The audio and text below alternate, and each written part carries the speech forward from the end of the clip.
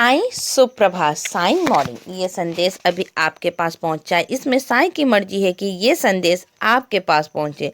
इस संदेश के माध्यम से साईं आपसे कहना चाहते कि मेरे प्यारे बच्चे, तुम्हें ऐसा लगता होगा और ये बात सत्य भी है। तुमने बड़ों बुजुर्गों से सुना भी होगा कि कर्म स्वयं का ही उत्तरदायी होता है, कर्म का फल स्वयं ही भुगतना पड़ता है।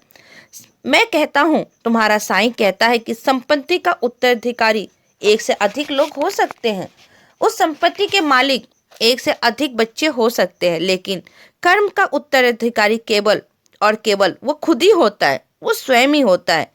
जीवन का सीधा नियम है, जो करना है वो करे, बस भुगतने के लिए भी तैयार है। ये नहीं कि तुम गलती करोगे और सजा किसी और को मिलेगी, ऐसा नहीं होता है मेरे प्यारे बच्चे। तुम अच्छे कर्म करोगे तो तुम्हें ही उसका फल मिलेगा, और अगर तुमने बुरे कर्म किए हैं, बुरे कार्य किए हैं, तो उसका तो भुगतान तुम्हें स्वयं ही करना पड़ेगा, वो तुम किसी और से बांट नहीं सकते हो। बस भुगतने के लिए भी तैयार रहने की जरूरत है। दौलत सिर्फ इंसान के लिए रहन सहन का तरीका बदल सकती है, बुद्धि नियम और तकदीर नहीं बदलती है। बुद्धि से लोग सब कुछ बदल सकता है। दिल खोलकर सांस लो, अंदर ही अंदर घुटने की क्यों कोशिश कर रहे हो? अंदर ही अंदर घुटने की बजाय तुम अपने आप को थोड़ा बदलो। अंदर ही अंदर घुट घुट के तुम मर जाओगे। कुछ बातें मुझ पर ही छोड़ दो, इतना सारा चिंता करने की जरूरत नहीं है। मैं तुम्हारे साथ हूँ, क्योंकि मैं तुमसे बहुत प्रेम करता हूँ और हमेशा तुम्हारे साथ ही हूँ। सब कुछ खुद सुलझाने की कोशिश मत करो, कुछ समय पर भी छोड़ दो, क्योंकि तुम्हें नहीं पता कि मैंने तुम्हारे लिए क्या योजना बनाई है।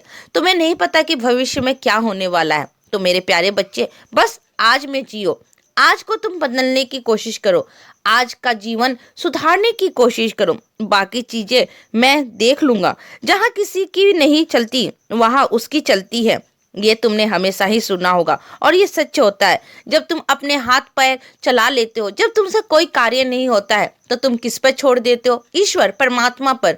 तो मेरे प्यारे बच्चे, इस समय तुम्हारे साथ ऐसा ही हो रहा है, तुम्हारे से कुछ कार्य नहीं हो रहा है, तुम्हें कुछ समझ में नहीं आ रहा है, तो एक बार मेरे पास आके बैठो, छोड़ दो ना मुझ पे। मैं तुम्हें इस संदेश के माध्यम से यही तो कह रहा हूँ कि मेरे प्यारे बच्चे, मैं तुमसे बहुत प्रेम करता हूँ और मैं चाहता हूँ तुम अपना सारा बोझ, सारी बातें मुझसे आके कहो और कुछ चीजें मुझ पे छोड़ दो। मैं जैसे कह रहा हूँ, जैसे बता रहा हूँ, बस उस रास्ते पे चलते रहो। क्रोध के कभी भी कुछ नहीं होता है, क्रोध से बातें बिगड़ जाती है और तुम हमेशा क्रोधित रहते हो। तुम नाम जाप तो करते हो, हनुमान चालीसा भी पढ़ते हो, लेकिन तुम्हारा मन बहुत अशांत है। तुम सामने वालों पर हमेशा गुस्सा करते रहते हो, चाहते हो कि सामने वाला भी तुम्हारी हर बात को माने, पर ऐसा नहीं होता है। उनकी अपनी जीवन है, उनकी अपनी बातें हैं और वो अपने जीवन स्वयं जीना चाहते हैं। तुम किसी पर बोझ की तरह किसी बात को मत ला दो। मेरे प्यारे बच्चे, तुम बहुत समझदार हो, लेकिन तुम्हारा मन अभी अशांत है। अपने मन को थोड़ा सा शांत करो, अपने मन को शांत बना के रखो और तुम थोड़ा सा ध्यान करो। मेरा थोड़ा सा ध्यान करने के बाद मैं स्वयं तुम्हें राह दिखाऊंगा। खुश रहो, मैं हमेशा तुम्हारे साथ हूँ। सबका मालिक एक।